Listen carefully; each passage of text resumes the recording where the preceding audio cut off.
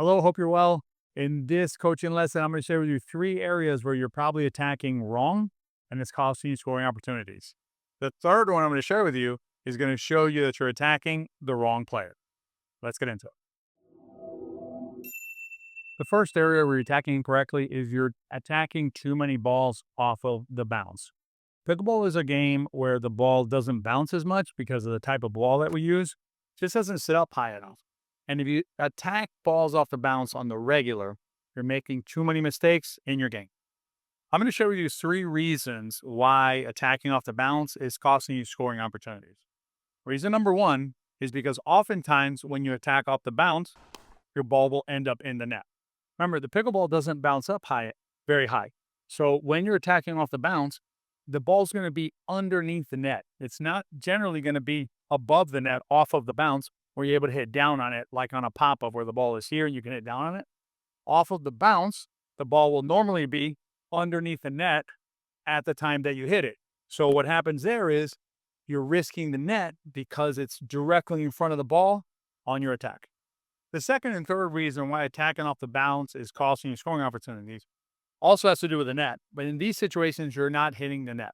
Number 2 is that because you're clearing the net, your ball is going out of bounds. Here, my shots are going about 2 to 3 feet out of bounds, and they're pretty low over the net.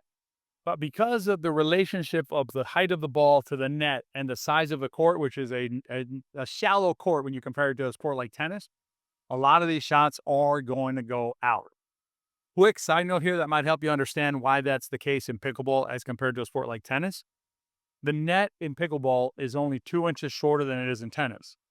But the amount of court you have to work with is about half the distance from a tennis court.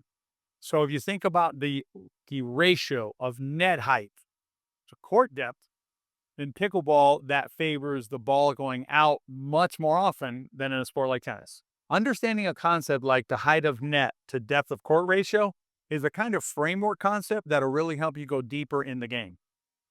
Pickleball is a sport with a lot of layers to it. And the better you understand the construction of the court, how the rules work, and how everything fits together, the better you'll play. If you want to get started down a path to better understanding the big picture of pickleball, I'll put a link up here to a free strategy guide that'll help you understand the 3 pillars of pickleball, because you need all 3 if you want to play your best. As I mentioned earlier, the third reason also involves the net. And the third reason why attacking off the bounce is giving up scoring opportunities is because when you attack off the bounce, you have to hit up. So when I hit up on the ball, that means my opponent now can hit down.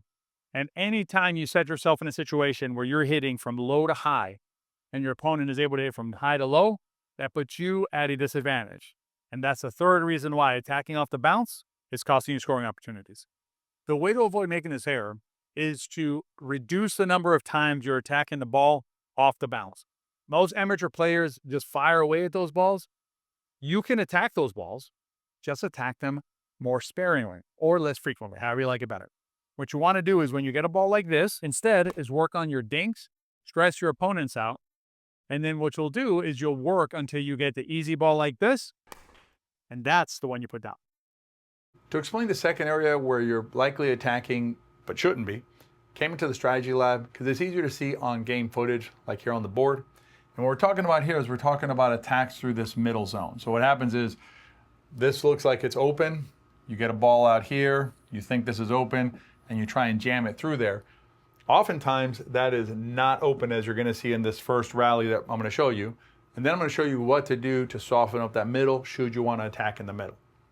So what we're going to see in a couple of shots here is we're going to see Paul here in the black shirt. He's going to get pulled wide. And then when he gets pulled wide, right now, he's going to try and attack this middle. Problem is there's 2 paddles there, right? So there's my paddle here, Brian's paddle here, my partner, 2 paddles coming across the middle.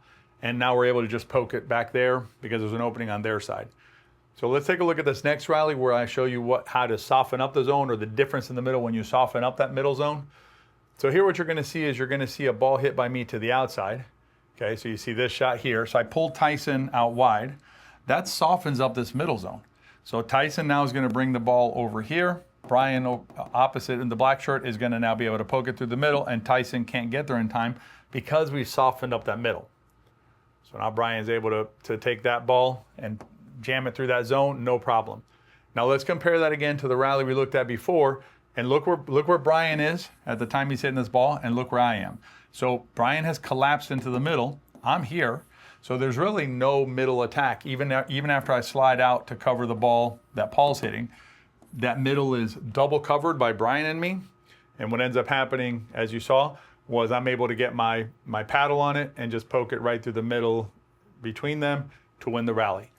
So one thing that you want to avoid is attacking too much in the middle. And a lot of amateur players do that, where they just keep attacking that middle.